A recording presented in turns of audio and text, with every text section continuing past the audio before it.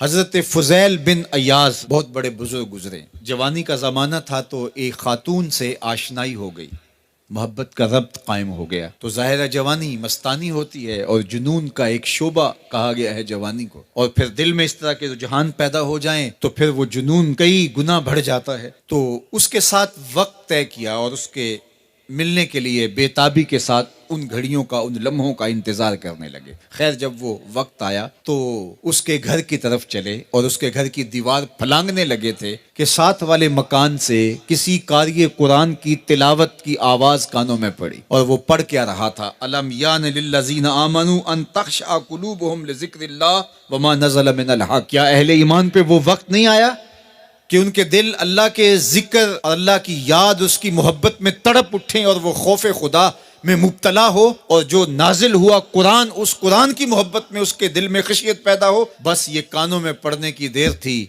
कि दोबारा गली में छलांग लगाई और कहा मेरे ऊपर वो वक्त आ गया है।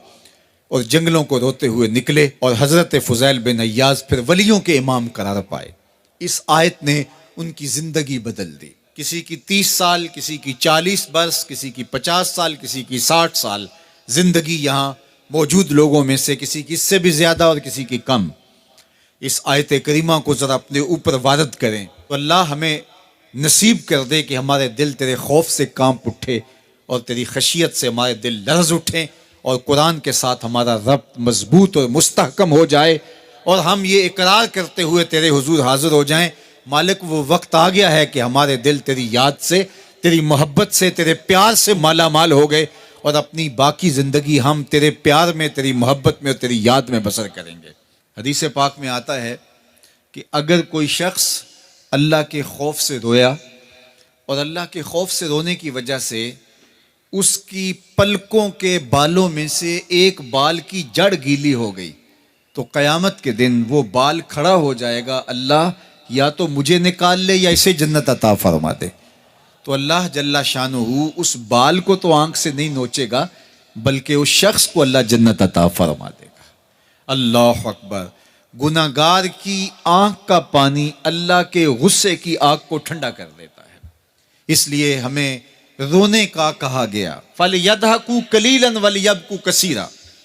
अल्लाह अकबर। इरशाद फरमाया कि थोड़ा हंसा करो, ज्यादा रोया करो।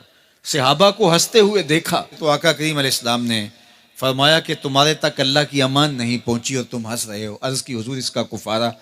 तो फरमाया इसका कुफारा ये है कि जितना हंसे हो इतना ही तुम्हें रोना पड़ेगा। मैं और आप जरा अपनी जिंदगी पर गौर और तदब्बुर करें। हमारी जिंदगी में हंसना ज्यादा है या रोना ज्यादा है? सवेर से लेकर शाम तक कह कहे ज्यादा हैं, ठट्ठे ज्यादा हैं, मजाक ज्यादा हैं, लतीफ़े ज्यादा हैं, या इबरतें ज्यादा हैं?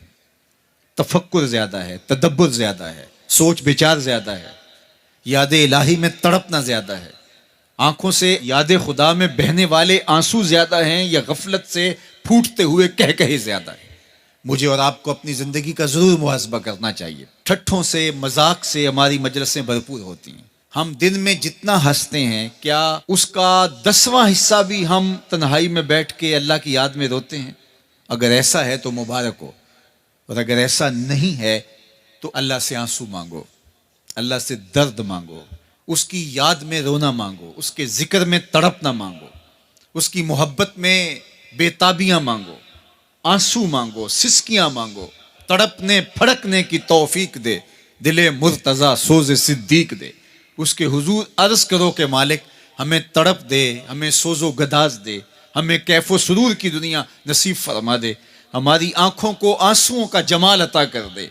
और अगर हमारी आंखों में आंसू नहीं हैं, हमारे पास कह कहे हैं, कहते हैं जो हंसता हुआ गुनाह करेगा वो रोता हुआ जहन्नुम में जाएगा, और जिसने यहाँ दुख सहे, तकलीफें सही, आलाम सहे, उसके बदले में अल्लाह ताला उसको वहां राहतें अता फरमाएगा। फरमाया कि मोमिन के पाँव में कांटा भी चुभे तो अल्लाह जल्ला शानहू इसका सिला भी उसको क़यामत के दिन अता फरमाएगा।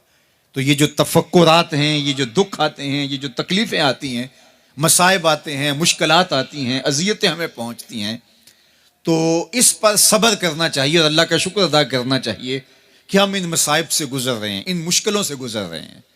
और अगर किसी शख्स की ज़िंदगी में दुख है ही नहीं, सुख ही सुख है, तो फिर वो समझे कि वो फितने में मुब्तला है। इसलिए ज़िंदगी के अंदर ये आने वाली तकलीफ़ें, ज़िंदगी में मिलने वाले दुख, अज़ियतें, ये अल्लाह ताला की तरफ से हमारे ऊपर एक इनाम है और अल्लाह ताला जल्ला शानहू उसके बदले में हमें आखिरत में सिला अता फरमाने वाला है। तो फरमाया व रजुलुन ज़करल्लाह खालियन फ़फ़ादत ऐनाहु, वो शख्स जिसने तन्हाई में बैठ के अल्लाह का जिक्र किया, अल्लाह को याद किया, और फिर क्या हुआ? फरमाया उसकी आंखों से आंसू टपकने लगे। तो मेरे और आपके आका और मौला ने फरमाया क़यामत के दिन जब कोई साया नहीं होगा, याद इलाही में रोने वाले को अल्लाह अपने अर्श का ठंडा साया अता फरमा देगा। तो ये रोना बहुत बड़ी दौलत है, ये बहुत बड़ी सआदत है।